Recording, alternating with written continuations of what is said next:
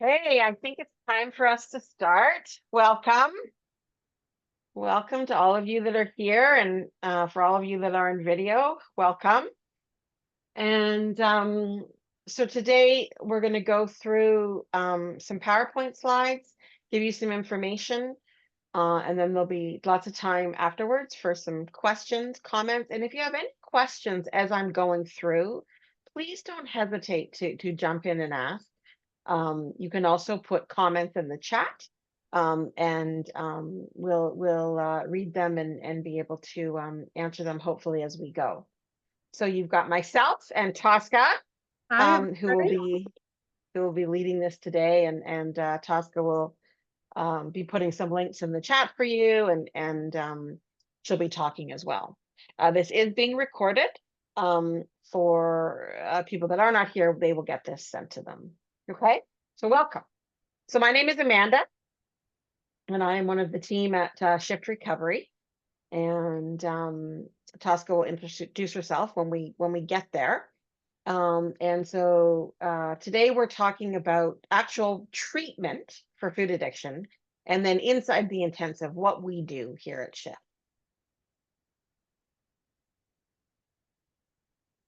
So we're actually going to start with Tosca. Tosca's going to introduce herself, tell us a bit about her, both her life personally, how she got where she is now, and what she does here at Shift.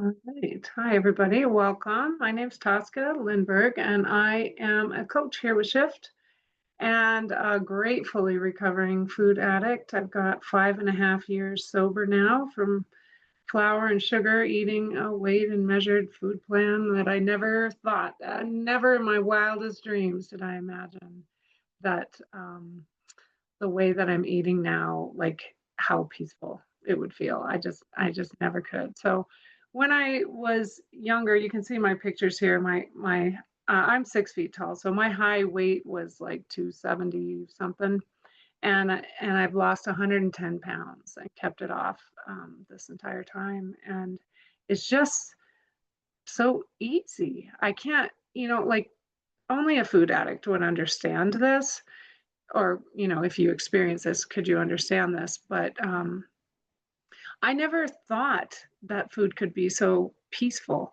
My whole life, from a young age, I was pretty focused on sugar. I think, in my estimation, I was born a food addict, and started noticing at a young age that I was more focused on sugar than others. Kids were maybe like 7 or 8 years old. I was like, how is this candy bowl sitting in my friend's house and people don't eat that? Like, what's the deal there? Like, I just want to eat all that candy and get it done.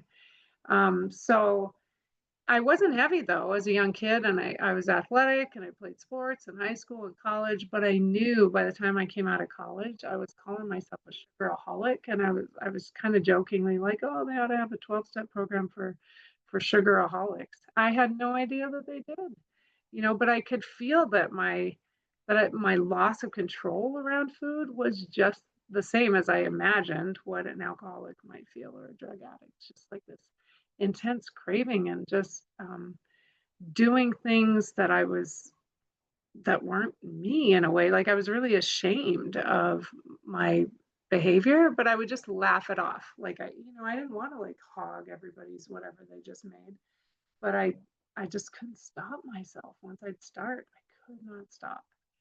So even though I wasn't heavy, I still had a lot of shame and self-hatred, and I struggled with a lot of depression. I didn't even know what depression was, but I was struggling with it, and even got suicidal in my early 30s. And that's when weight started catching up with me, and I was pretty depressed, and I gained and gained and gained. I could not stop. Just my weight was just going up and up and up, and so, eventually I heard about food addiction. I got somebody gave me a book called Bright Line Eating, and I read it, and I was like, oh my gosh, this is me. But of course, in typical addict fashion, I tried to do Bright Line Eating my way. I wasn't going to weigh and measure because I'm not that crazy, and I don't need to go online and do I'm not going to pay for their boot camp. I can outsmart this. So I sort of did bright line eating my own way for a while. I had some success because quitting flour and sugar, if you're an addict, it feels definitely interesting and different. It's like, oh, I'm not craving anymore. I'm not starving anymore. It feels different. But eventually I slid back. I never weighed and measured my food. I slid back into it, back into the flour and sugar, and I could not stop. And at that point, it was pretty painful to kind of know the answer, but not be able to get there. It feels like I felt really hopeless. And I got desperate enough to Google up 12-step food addiction. And I went to a 12-step meeting and just felt like I was at home for the first time. And, that was 5.5 years ago. And I got a sponsor, worked the 12 steps, and yeah, my life has been completely flipped around, but not just by the 12 steps myself, but I decided to get involved in food addiction recovery because I got so revolutionized. Because I like to say, yeah, I lost 110 pounds, but that's not the most important thing I lost. I lost like huge loads of self um, hatred and just, I used to just bully myself constantly in my head. I just hated myself.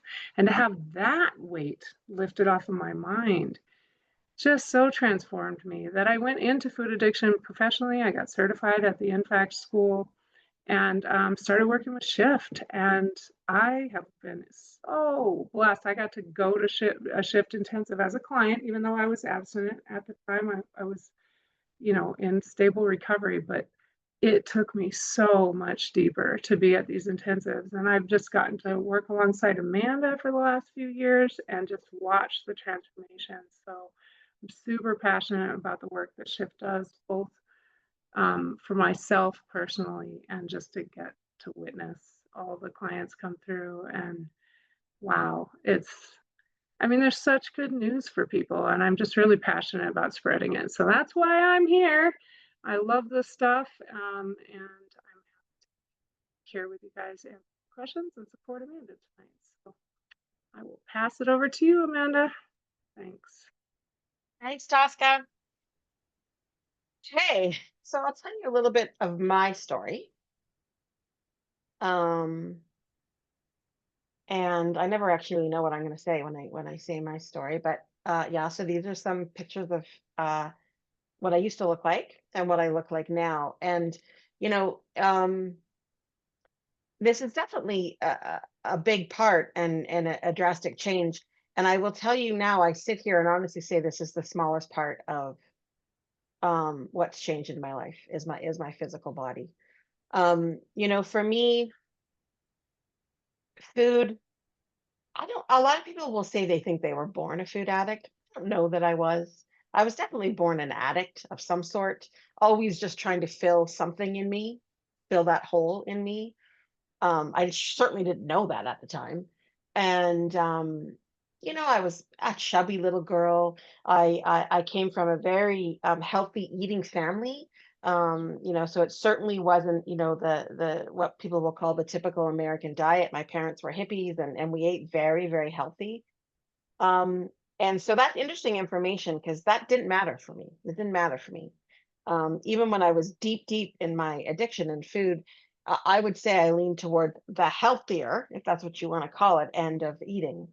Um, and when I hit my teenage years, food was not that important to me. Other things were. I was much more interested in alcohol and drugs and boys and having a good time. And then when I got into my 20s, certain things were going on in my personal life, and um, food came on like a vengeance. And again, at the time, I didn't know food was coming on as a vengeance, but I was probably the thinnest I had ever been when I was about 19, and then from that year on, I just gained weight over and over and over, and um, or more and more and more and more, and that is not because I didn't work hard at trying to lose. I was trying to fix my problem, and my problem, or so I thought, was that I was overweight. And I was relentless at trying to fix that problem. Diets, going to the gym, personal trainers, fat camps. I mean, I was just, I would do my doctors, and so many well-meaning providers would give me treatment, and things just never got better. And I was not one of those dieters that gained and lost 100 pounds many, many times. That just wasn't me. I couldn't diet. I couldn't stick to a diet, for more than a few days. And, um, it was the larger I got, the more depressed I got, the more self-loathing I got. And I really just was like, what is wrong with me? Like, why I should be able to control my eating. And so the shame cycle just kept going deeper and deeper and deeper. And, you know, I I look back at it now and it's like, boy, I tried hard, but I didn't think I did at the time. At the time, it was just like, oh, Amanda, what's wrong with you? You're so lazy. You're so weak. Get some more willpower. Um, and I was getting pretty desperate. I'd been told for years that I was, had high blood pressure and high cholesterol, and I was pre-diabetic. And then I was diabetic, and I remember the doctor just saying, like, Amanda, like you were just here and you're pre-diabetic and now you're diabetic and you gain more weight. And I was just like, I don't know what I'm supposed to say. It was not for lack of trying. And so, then I'm taking medications for blood pressure and cholesterol. I'm now giving myself needles every day. And I got, I hit a pretty desperate point. And I decided I was going to have weight loss surgery. With something called the lap band, and I'm sure some of you have heard about that. And I'm Canadian. I was in Canada, and that wasn't covered by anything at the time. It was very expensive, and there was only one doctor that did it at the time.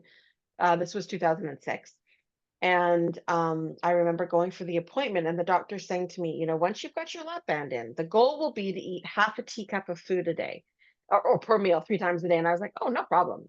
Again, what I had no reason to believe I was going to be able to follow something, but I'm having a miracle. I mean, that this is going to change my life. And I remember the night before the surgery, I went out with some friends and we had Thai food and I had huge amounts of food. And I was so excited because my life was going to change. I knew it in every bone in my body. And if any of you have had lap band, you might know, but for the first 3 weeks, you can only have liquids. And so while I was doing that part of it, liquids only, I think I lost about 25 pounds.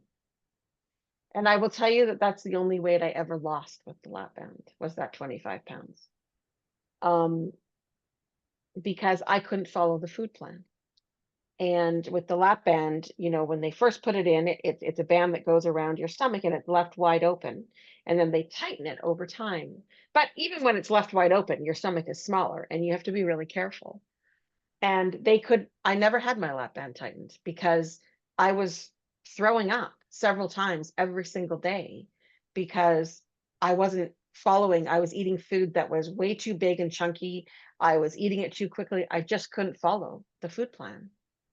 And I had 3 different emergency surgeries with my lap band because of the way I was eating. And then I finally had to have it taken out because it was just causing me too many problems. I now had a hernia and I just simply couldn't follow it. So by the time it was taken out, I was still paying off. It was over $20,000, the debt of that, and I was heavier than I'd ever been. And the depth of my despair was pretty low at that time. All my life, I dreamed of having weight loss surgery because I just knew that if I could lose the weight, all would be good because that was my only struggle. That was my only problem. Um, and I got treatment. I was part of a support group and a therapist who treated me for an eating disorder for probably 12 years. And he might have saved my life in that I was getting support. And I remember being in a group one day and we all had to bring in our favorite food. And then we had to cut it up. There were 6 of us in the group, and you had to cut it up into 6 pieces. And we were all going to take turns eating a piece. And then afterwards, of everyone's, and then afterwards, we talked about the experience and we had to go slow and savor it. And I just remember sitting, and I can picture myself to this day, and it was probably 20 years ago, um, sitting on the floor in this room. And like there was nothing peaceful and calm about that for me. All I could think about was, oh my God, I can only have one little piece. I want to eat it all.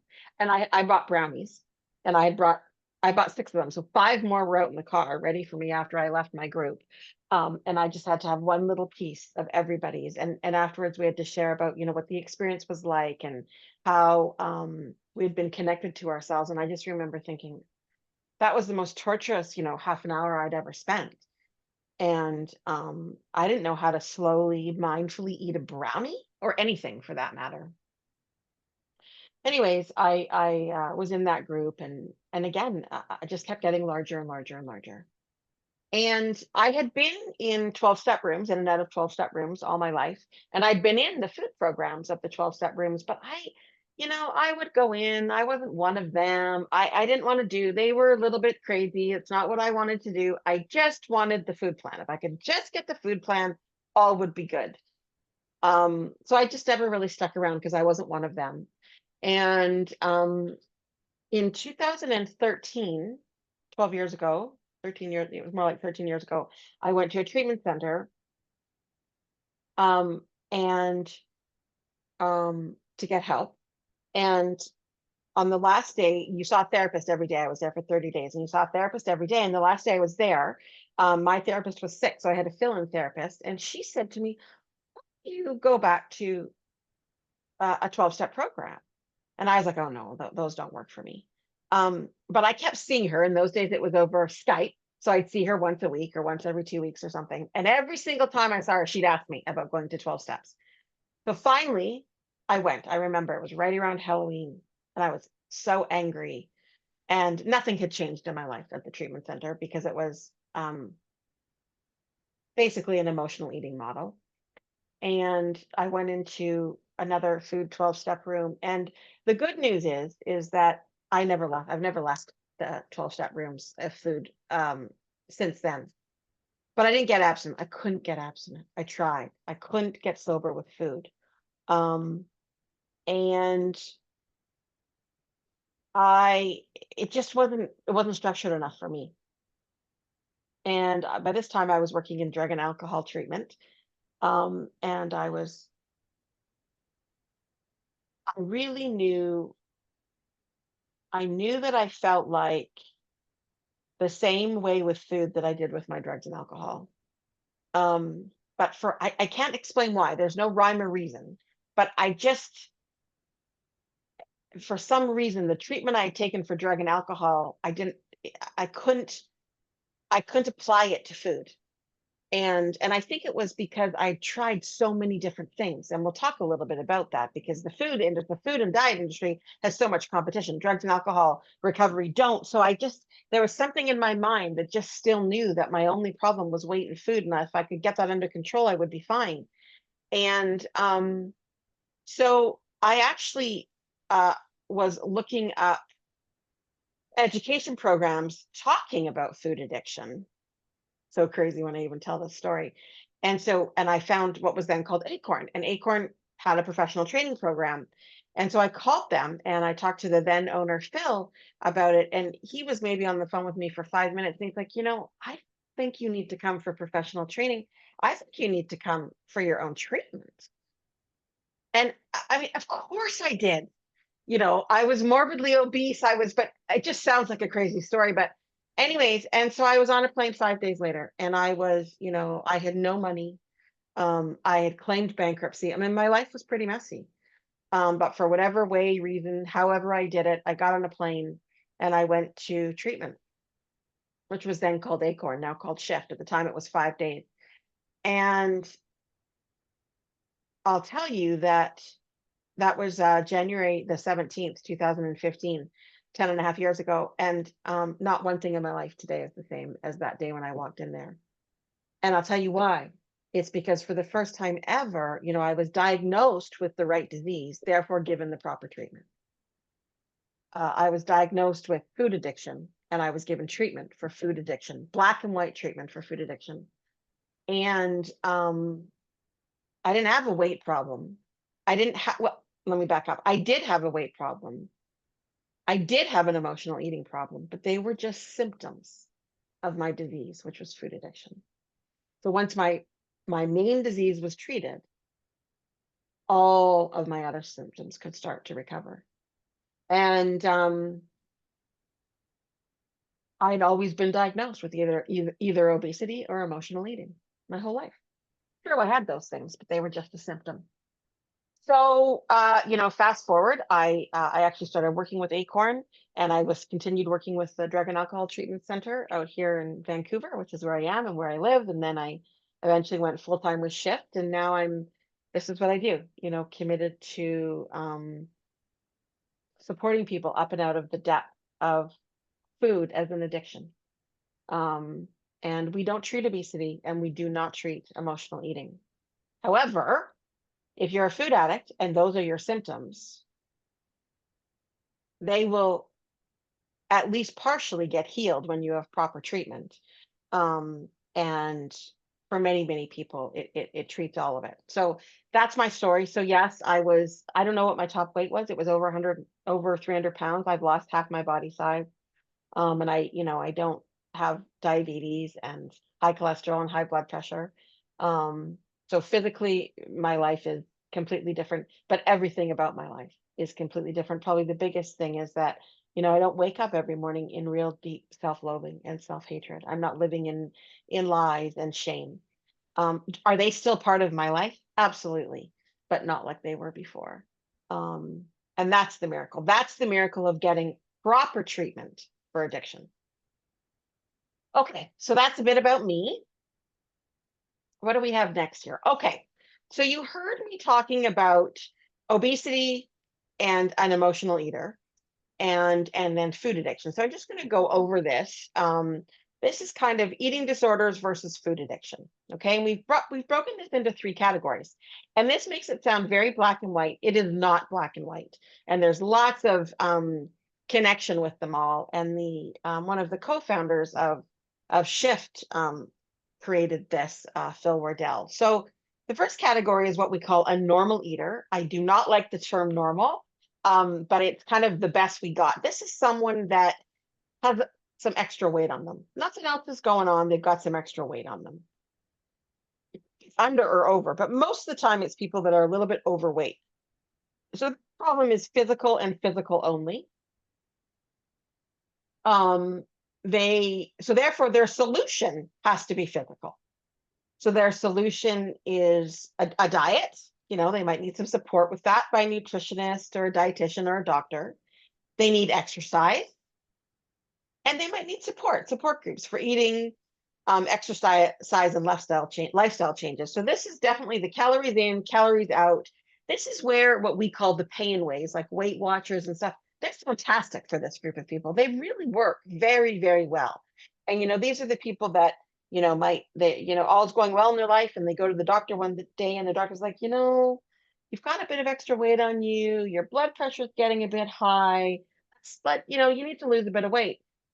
Okay, here's your food plan, here's your exercise plan, off you go. And they're good. So what they needed was willpowers, less calories in, more calories out. And that's what many of us have been told, talked to about, lectured on. This is the treatment. This is the prescription given to the majority of people that have weight struggles. Okay. And it does work if that's your problem. If obesity is your diagnosis and that is all you have, that's going to work for you.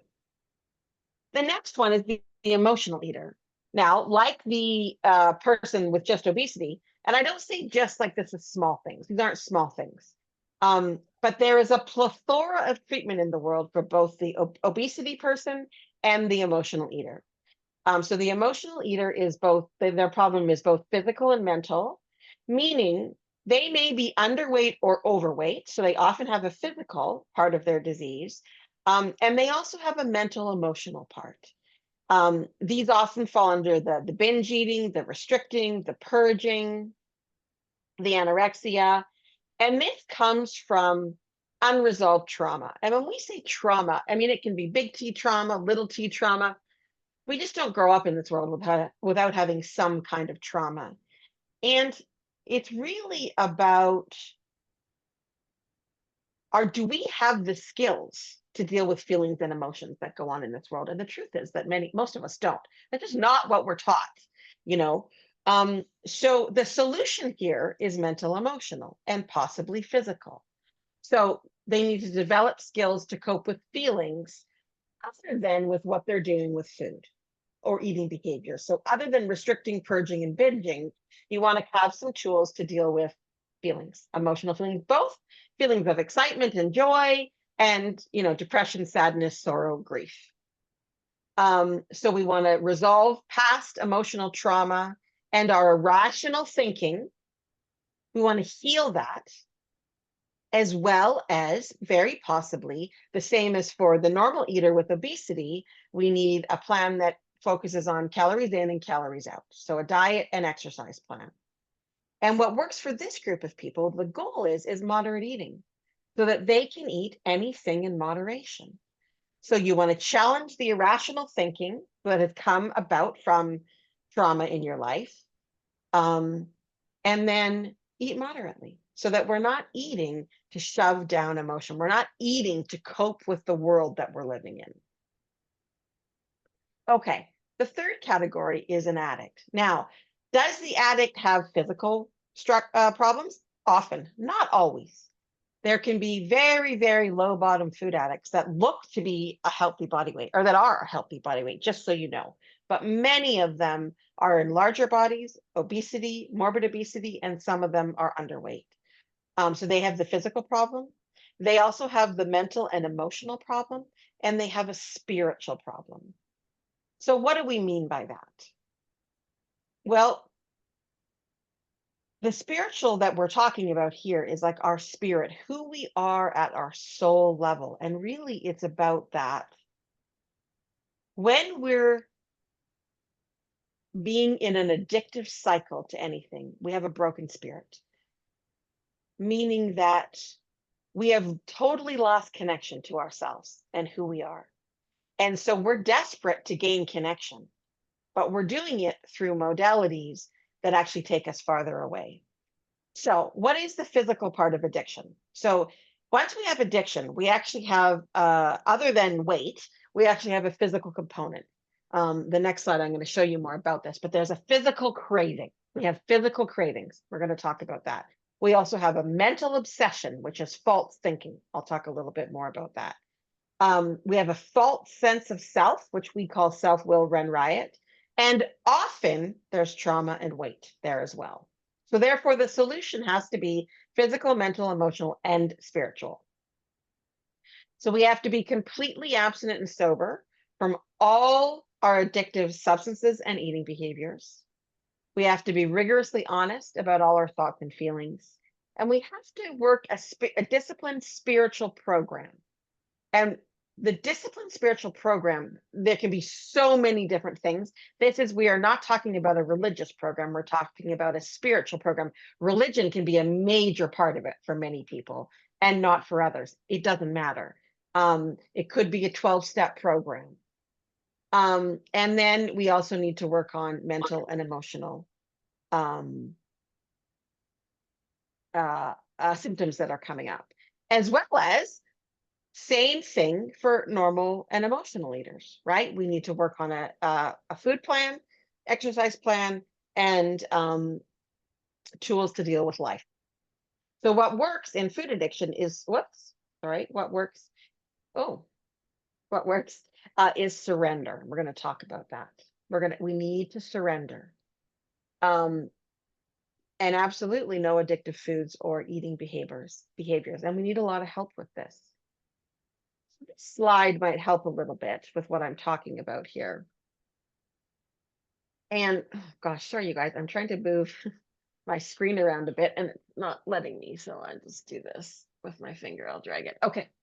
So we call this the roundabout. We talk about this a lot in our programs, and it's a brilliant model. So the addiction is a two-pronged disease.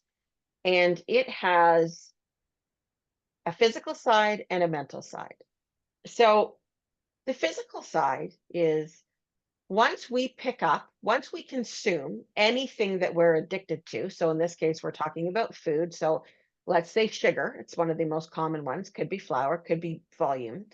Um, there's two things that are going to happen if we have an addicted brain. Either we're going to be able to eat one cookie, have a normal reaction, and we're going to be okay for a minute. Or we're going to have the abnormal reaction.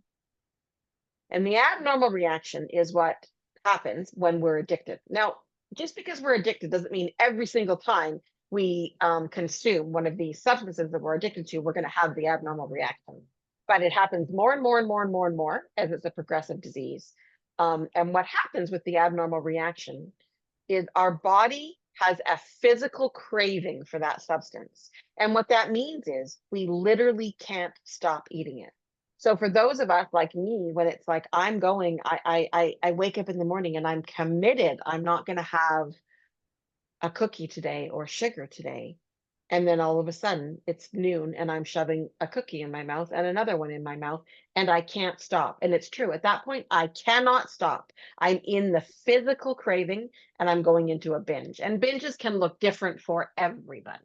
Okay. They can be voracious binges or it could be 2 or 3 cookies for people. Okay.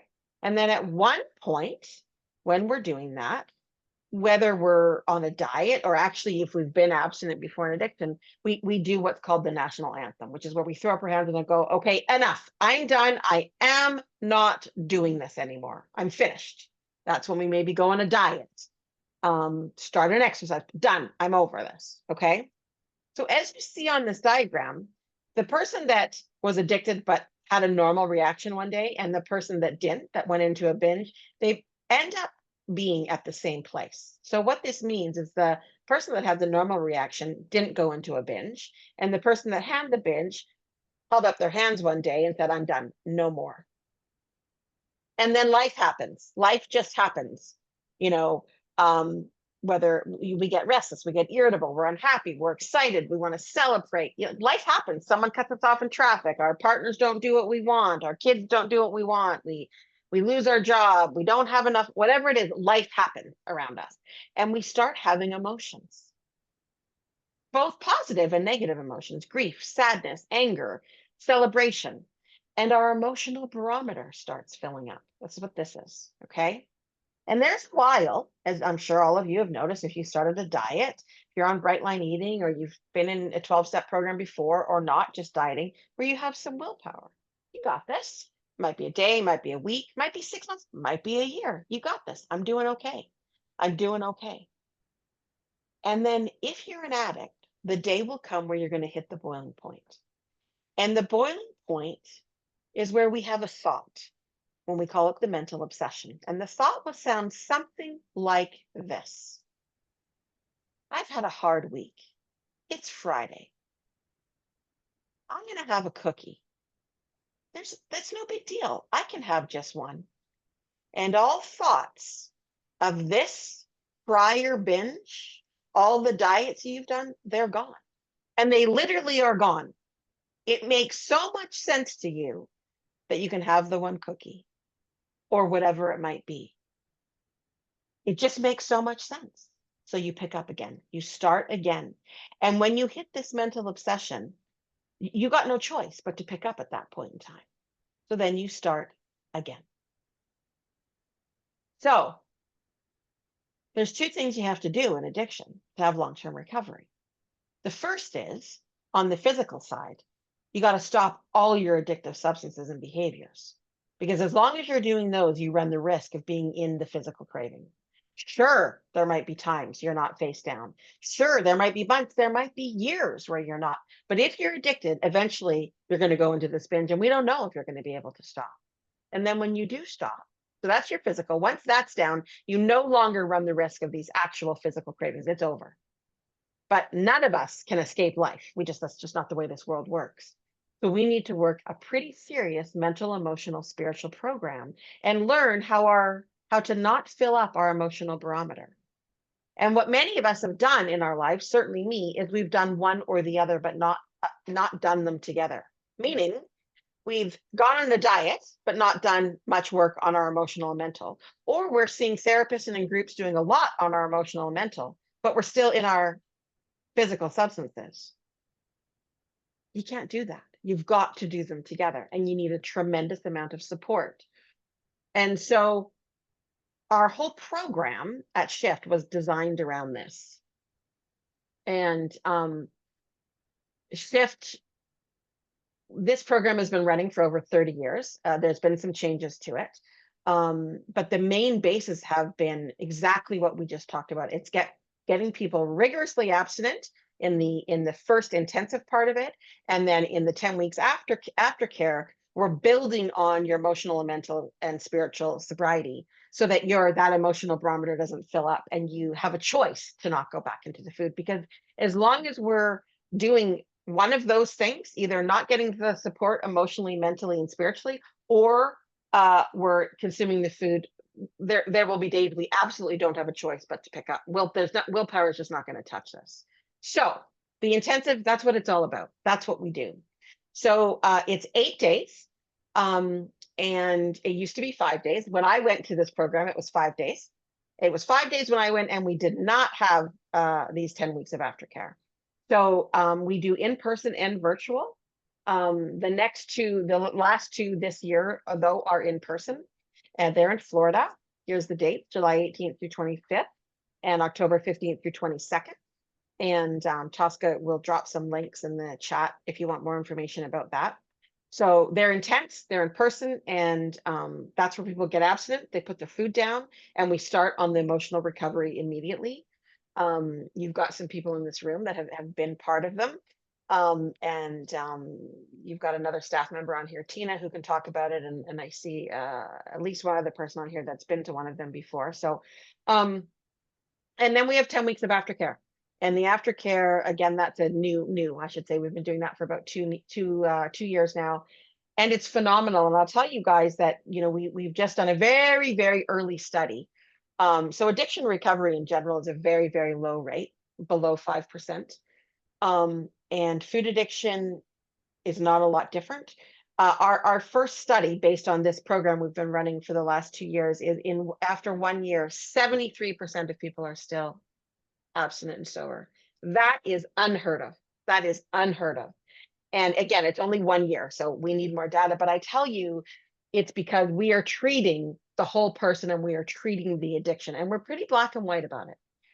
Because that's what it has to be. And so this program has over 100 hours of treatment, and the 10 weeks of aftercare consists of you do a one-on-one session with a counselor every week. You have a whole group for 3 hours a week with your group, and you do a daily check-in with your counselor that they respond to it. So what's the purpose of the intensives? So abstinence is to get us physically abstinent. And a lot of people have detox when they're getting abstinent. Not everyone does, but people certainly do. So we support people with that. And then to start learning basic recovery skills. We start working on the emotional, the mental, and the spiritual healing. There's a lot of treatment centers that don't want to do any of the emotional and mental healing in the very beginning. And I agree with that, because we want to keep you're coming in with full emotional barometers, and we want to keep them as low as possible.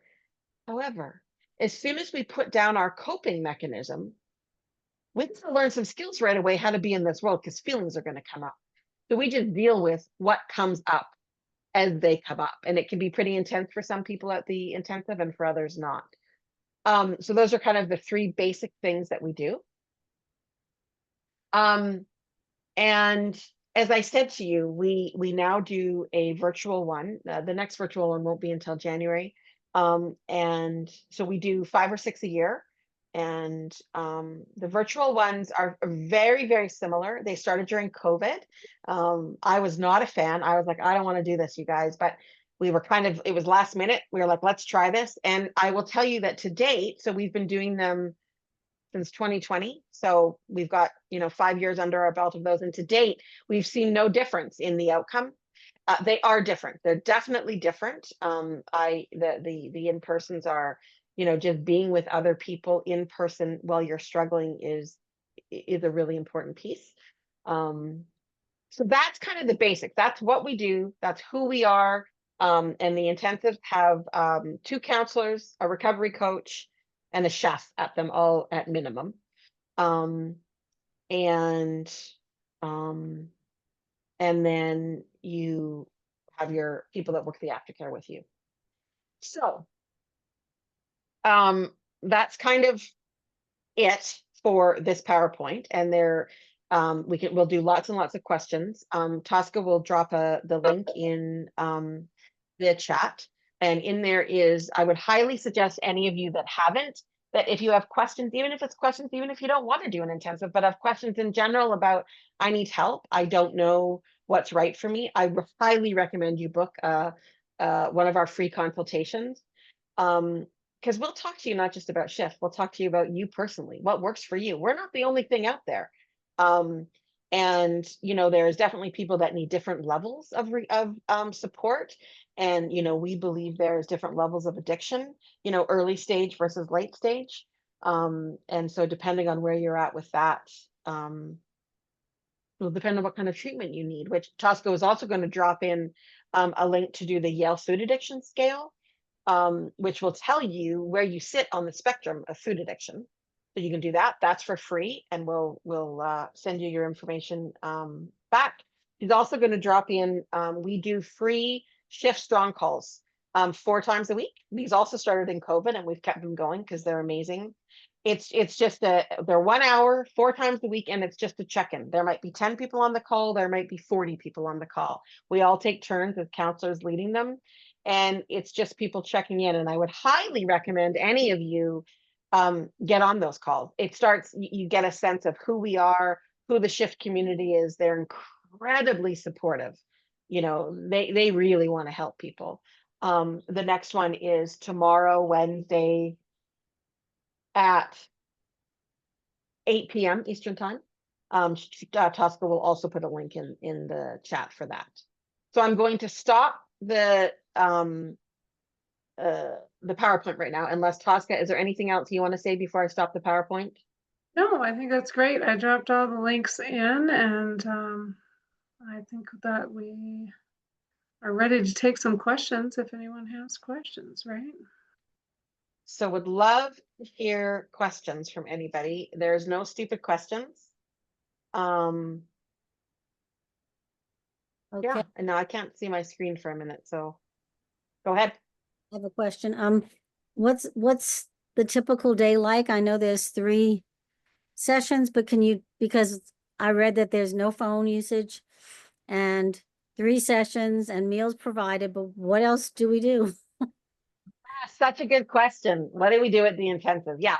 So the intensive, it's the name of the intensive is a good name for it because it's intense. So it's a very structured day. So you'll start with there's breakfast, there's a walk in the morning, and you do 3 groups a day. There's a morning group, an afternoon group, and an evening group.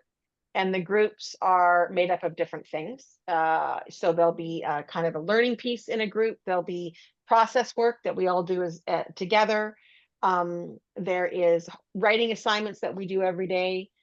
We now take people through the therapeutic model of the Big Book, which is phenomenal. And so that's what it's made up of. Learning pieces, processing, doing emotional, mental work, and the Big Book. And then and it really depends, Mary Beth, about who's in the group. You know, we have definitely set things that we do, but it's also quite organic. We don't know what's going to walk in the door, and everyone's got their different issues. So it really depends. So you have all your meals are served, they're served buffet style.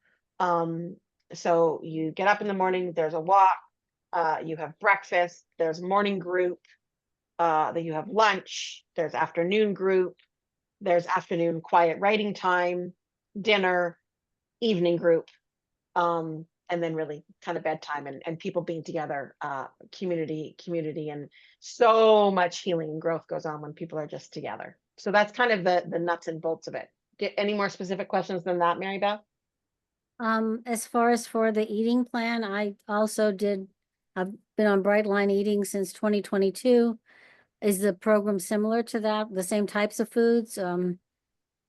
It's very similar, and actually Susan Pierce Thompson really thinks our food plan is fantastic. So it absolutely, so our food plan is we're sugar-free, we're flour-free, and we're weighed and measured. We do have 4 meals. There's a couple different things that are different, but it's this food plan was created specifically for food addicts over 30 years ago. There's been a few tweaks, as you know, the eating world has changed a bit, but what we find is this food plan works for 90% of the people. Okay. And then of course some people have major medical issues and we change it. So the foods themselves are almost identical and the measurements are almost identical. But there are some definite differences. But any of the major addicted foods that Brightline Eating does not have on theirs, nor do we. We don't have it on And ours either. we each bring our own scale. We ask you to bring your own scale, and we have lots of scales there. So, but we ask people to bring their scales mainly because if people that haven't weighed and measures, they come and get experience with it. But we also have many scales there, and it's served, you know, buffet style, and you know, people have their scales and they take them around and get their, you know, their fats, their fruits, their protein, their veggies, you know, that kind of stuff. Yeah. Any other questions? Anyone have anything?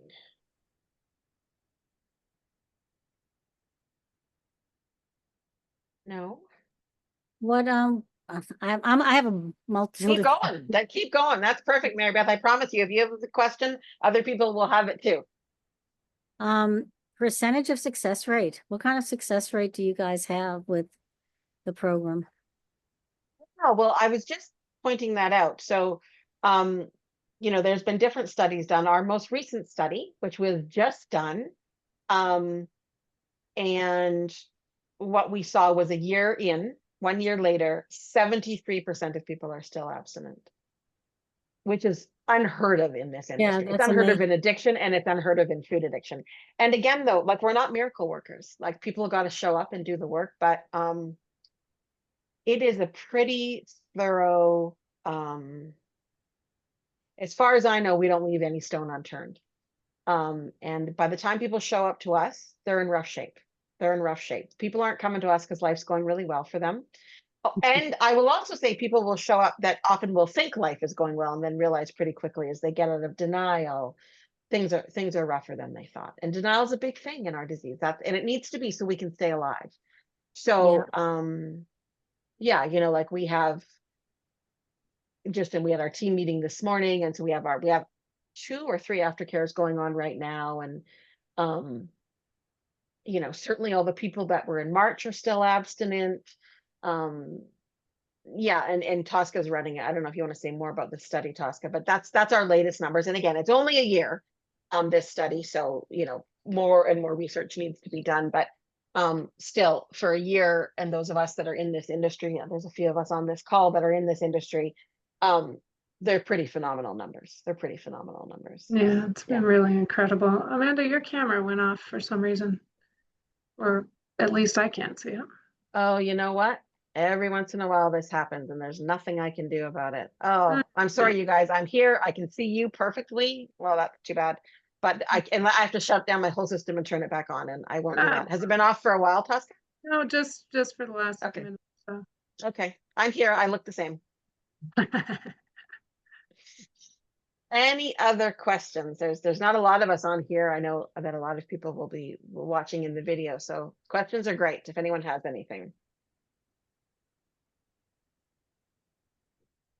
If you haven't, I highly encourage you to book a consult. And I really want you to know our consults are not about selling you into a shift program. That's just not who we are. Our passion is really about getting people up and out of food addiction. And so we talk about people that need less than shift, and we talk about people that need more than shift. You know, there's residential treatment that's, you know, 30 plus days. And so we talk about that.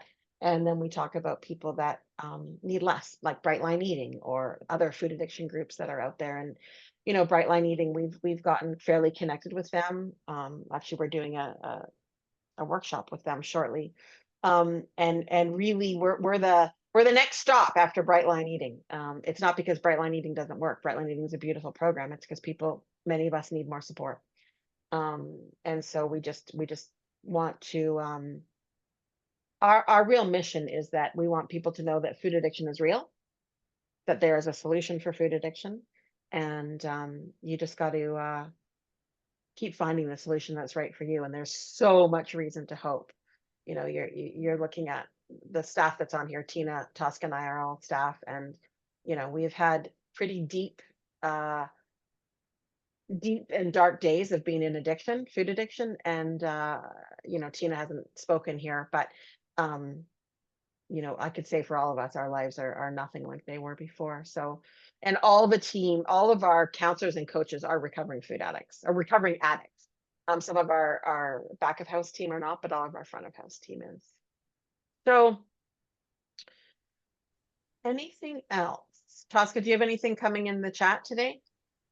I didn't see anything. I would Okay. gladly take questions that you chatted. I did have maybe one more comment I could add, Mary Beth, Yeah. about the food plan, which was, I think for me, because I came in through Brightline Eating too. And so it's just been interesting to see, like we get, I think it's just so typical for us food addicts to think that it's all about the food. And then if we just tweak our food plan right and just eliminate this and that, and we're just, boy, do we really try to fine tune and nitpick and get our food right, because for the love of God, can I stop, picking up? And, I've just seen through Shift, it's so much deeper than the food. The food is so, it's our solution to our life problem. We need to look at our life problem. And so the Shift Intensive is really not about food. We take a minute to get aligned with a plan, which fits right along with all the 4 bright lines that Brightline Eating has. It's very similar because that's what works. And then it's not about the food anymore. We really have to take a deep look at our emotional and mental and spiritual lives. And that's what you're doing for 100 hours of group work and individual work with an intensive in the aftercare program. So it's beautiful. And I've just been, blessed to be there. I have to say that one of my biggest concerns is the phone. Ah, You know, I Hey, Beth, I can't, wanted to comment on that. Thanks, Tina. I saw your message. Tina's off to, we do an alumni 12-step meeting, a free 12-step meeting, which any of you could hop on. It starts in 5 minutes. We do them twice a month, and Tina's running that one. So that's happening now. The phone, that is a very, very common thing, Mary Beth. We hear it all the time. And here's the thing I will say, and this has been, so Acorn was born out of Glen Bay Psychiatric Hospital, which is where they did a treatment program for food addiction. So this phone rule has been in place for about 38 years. And here's many people are very, very, that's why they don't come. And for me, that's okay. If people aren't ready to put the phone down and actually do what they need to do to get recovery, then we're probably not the next step for them. There's many places that don't require you to not have their phone. And the reason we do it is because we take food addiction very, very seriously. We see people die from food addiction all the time, whether they're dying physically or spiritually. And I have never had one person since I've been doing this, which is 10 years, say, oh my gosh, I wish I'd had my phone. Not one person at the end of it. It takes about 24 hours and people are like, oh my God, thank God. Because it's intense. It takes everything we've got. And we just need to focus on ourselves. And what we say to people is like, if you were in intensive care and you were dying of a fatal disease, I don't think you'd be debating about whether you could have your phone or not. Your family would be taking care of what they're doing. Right, you're laughing. But that's what we do, you know, and absolutely, if there's emergencies, we're on. People can get us all the time. But the deal, Mary Beth, is that if I can't give myself what I need for 8 days to fully focus on this disease, if I can't do it for 8 days, there's no way I'm going to be able to do it when I'm back out there in the world, when the whole world's coming at me. It's just not going to happen.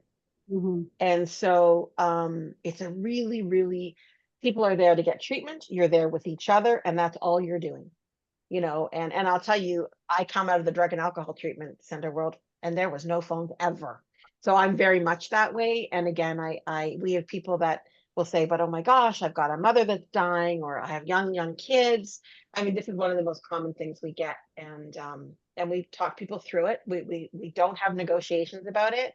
But all I can tell you is that I have never in my 10 years had someone say, I wish I'd had my phone. People are just like so glad that they decided to do that for themselves. And I get that you're scared. And the other thing we learn too, one of the things we have to learn is that our emotions, so that in this say you're scared, you're anxious about not having your phone. What we start learning is that we get to be scared and anxious and not make decisions based on being scared and anxious. I can be scared and anxious and do it anyway and see what happens. I don't know. I'll see what happens. What I can tell you is that if you're in the food, being in the food is far worse than not having your phone for a week. And I relate to what you're saying, Mary Beth. And we get this all the time. It's very common. So, and we can absolutely talk more to you about that. But I will say, there's basically zero negotiation around that. And we give people messages, emergency messages all the time. I mean, very rarely do they come. Actually, we have people that will say, if one of their family will text and say we have an emergency. I've had a couple clients, I said to them, there's an emergency, and they said, no, there's not an emergency. And I'm if there is an emergency, they can deal with it like I was in ICU once they're there. So I'm glad you said that, Mary Beth. You will definitely not be the only one with that concern. The first night, everyone's like got a problem with that. And then on the last day when we're giving phones back, people are like, oh my God, I don't want this. I don't want this. So yeah. So, I probably have other questions, but do you think it would be good to just do the 30-minute consultation and? Absolutely, Mary Beth. If you haven't done one, do that. And they're usually longer than 30 minutes, and we take turns depending on what time you book. You might get me, you might get Tosca, you might get Tina. And so Tosca put the link in. There's times in there, and book it, and we'll just walk through your personal story and see what might work for you. Yeah, I'll do that. Thank you guys so much. I really, really appreciate it. Thank you so much. Thank you for all the questions. I'm so glad you asked them. And if anyone is listening or doesn't click on this link very well, our website is foodaddiction.com, and right on the home page, there's the consult link right there, as well as the intensive link. So we are just foodaddiction.com. Unmute for a second. Hey guys. Hey Mike. Hey. Mike. Good How's to it see going? some familiar faces here. Yeah. It's going well. It's going well. Good. I would have signed up already had it not been for the phone, as you know, honestly. Like I've got a 20-month-old boy at home and a son on the way. And that's my biggest, concern. I think it would be helpful to me professionally and personally, as we talked about. But I appreciate being on here to see and hear you all. And I still am considering it. But that is a huge concern for me. My wife, having our son at home by himself for a week, and that she's okay with that. But just the not being able to connect with them even for a little while is a big concern. So just sharing that. But really appreciate you, and good to see you guys in action. Yeah, you too, Mike. And Mike, I get it. I understand. I really understand where you're coming from, and I think you understand where we're coming from. It's hard, yeah. So it's the way you've been doing it for a long time, and I can appreciate that it works. Yeah, it would be good to not have a phone for a week, in many ways, for sure. Yeah. So, yeah. But anyway, Thanks, great Mike. to be with you all. Have a good one. Thanks, Mike. Take care. So one last go for questions or anything. Bonnie, nice to see you. Before we wrap up tonight. So the recording will get sent to everybody. Sorry, Bonnie, I see you unmuted. And many people will sign up for this and we'll watch it. But we had a small number on tonight. Normally we have at least 10. So I'm glad you asked questions, Mary Beth. Bonnie, did you have something you wanted to say? I did. So I just wanted to get clarity on the electronics. So like no phone, no computer, those are like handed over once you get there, correct? Just so I'm aware. Yes. Okay. Yeah. But if we do want to leave emergency contacts, obviously I have an 8-year-old. So if I wanted to leave emergency contact for like my mother or yeah. my sister, that's an option for them to reach out to you all if there's some type Oh, of. and we want you to. So Renee will send the office will send an email with all this information and give you the number, Okay. who it is, and we're all over that. You know, we Okay. check it, we're on it, it's there. Absolutely, Bonnie. Yeah. Okay, and then my second question is just pertaining to exercise. I know that you had mentioned in the morning there's a walk and then breakfast follows. Is that like a lengthy walk? Is it leisure? Is it like getting in touch with nature? Is there other exercise involved in the program or that we do solo or not? Like kind of walk me through that. Great question. So the walk is not intense whatsoever. It really is about moving our bodies, getting in touch with ourselves, being outside, and getting in touch with each other. It's quite a time for community. And so the truth is, the fastest person and the slowest person always have to see each other at all times. It's 30 minutes. So that's what that is. And then with regards to other exercise, you can on your own time. We have a pool. Some people will do laps and stuff. However, whatever you do, you need to be with somebody. If someone wants to do more exercise, they have to be with somebody outside of the facility at all times. We are not, what we always say to people is that we don't want people to start an exercise program right when they're starting becoming food sober. And if they've already done one, we want them to continue, but they might not be continuing at the same level as when they're in the intensive. And we actually talk about that, the reasons behind that and why we do that in the intensive. Okay, perfect. And all literature that's required for the program is provided at the intensive, or do we bring our own 12s, like our big books or anything like that? Everything you need there, like you will have, you can, just so you know, the only literature that is allowed is program related literature. So if you want to bring program related literature, you can, and you don't need to bring anything. We'll give you what you need, as well as we have a lending library of program literature if you want it, but you'll get a big book, you'll get all the stuff that you need. Okay. And how does it work with medications? Do we like turn over our medications? Are we allowed to have our medications and we take them as they're prescribed? Like, how does That's that right. work? You do not hand over medications for us. You keep them. So unlike being in a residential facility, you Right. keep them. You've got them on Okay. yourself. We do ask you to list them on one of our forms, just so we know, but you keep them, you take them. Got it. Okay, perfect. And you'll get a lot of this information will be emailed to you, as well as there'll be a call. Tosca actually will be setting up all the Bonnie's coming in July, just Yes. if you're Tosca will be setting up pre-intensive calls with everyone, and they're good, all these questions, and you'll get a lot of information. Perfect. It's a good chunk of time. She'll be sending out, an email to set that up, a week or so before. Okay. So, hopefully all those questions, and also Renee, can answer many of those questions. So Okay, good perfect. questions. Yeah. Okay, I'm great. really Thank looking forward to having you there, Bonnie. I'm really looking Yeah, forward to having you I there. am Yeah. too. Thank you Yeah. so much. So Yeah. all of the questions pertaining to like, because I'm going to take the train out. So like when I want to book my train ticket, like to know what time I'm supposed to be arriving, that'll be answered by Tosca when we talk, right? Okay, great. Even before, Renee will send a good email. She'll be sending it shortly. Okay, And great. it's the email's very detailed, and then you Okay. can follow up. And Renee Renee can answer anything you want, and so Great. Okay, thanks so much. Thanks for having me. yeah, thanks for being here, Bonnie. So we're gonna wrap this up here.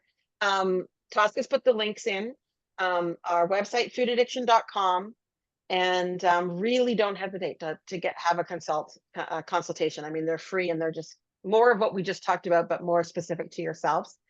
And thank you all for being here. Thank you for taking time out of your days, nights, evenings to be here with us. And hopefully we'll see some of you soon. Thanks, Mary Beth. Thanks, Bonnie. Thank you. Take care. Good Bye. night. Bye.